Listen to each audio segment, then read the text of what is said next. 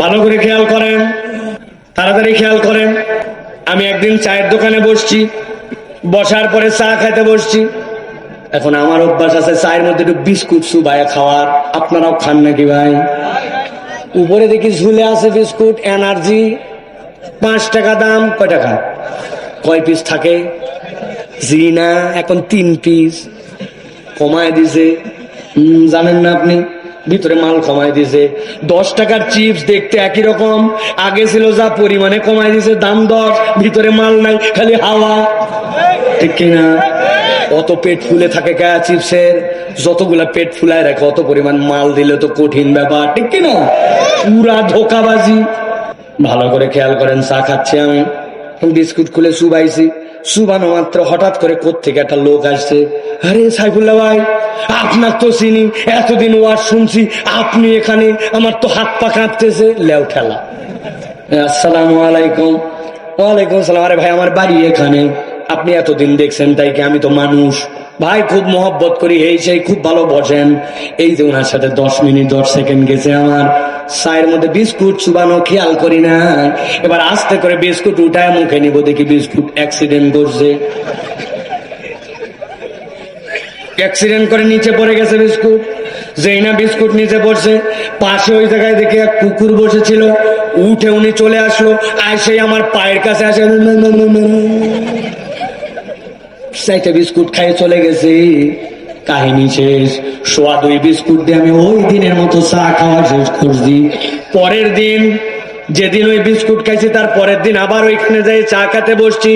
যেই না চা খেতে বসছি, বসার পরে দেখি কোথায় একটা কুকুর আসছে। আসার পরে লেজটা ডাউন দিয়া মাথাটা নিচু করে আমার কাছে আসে, শুধু এরকম এরকম করে। আমি দোকানদার করলেন তাড়াতাড়ি সরান।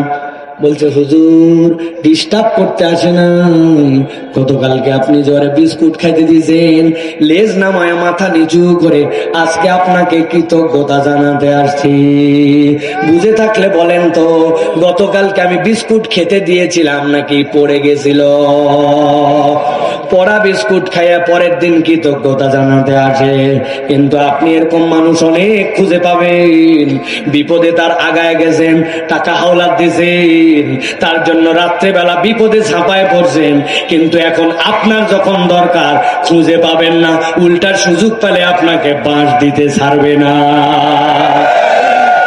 আছে কিনা? আমার আল্লাহ রাব্বুল আলামিন বলছেন, ফামাসালুহু কামাসালিল কালব ইন তাহমিল আলাইহি ইয়ালহাস আও তাতরুকু ইয়ালহাস যালিকা মাসালুল কওমিল্লাযিনা কাযযাবু বিআয়াতিনা।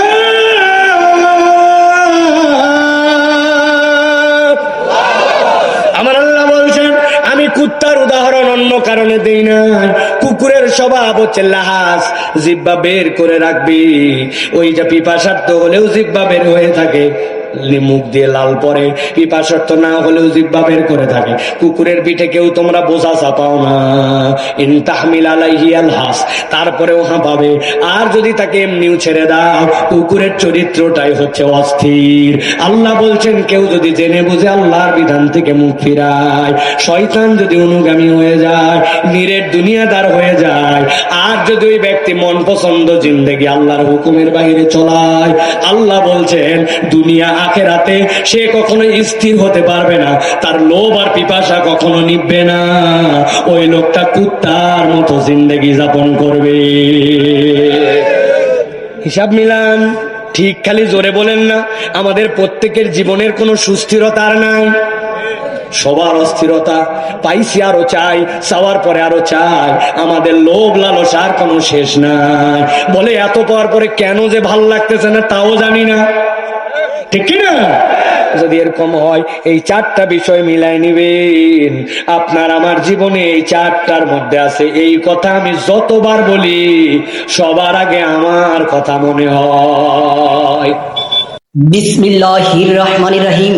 সকল প্রশংসা মহান আল্লাহ তাআলার। সম্মানিত দর্শক, সম্মানিত ভিউয়ার্স, ট্রেন্ডিং ওয়াজ চ্যানেলের সাথে থাকুন। ভালো থাকবেন, সুস্থ থাকবেন, জীবন সুখী হোক কোরআন সুন্নাহর আলোকে। আল্লাহ হাফেজ।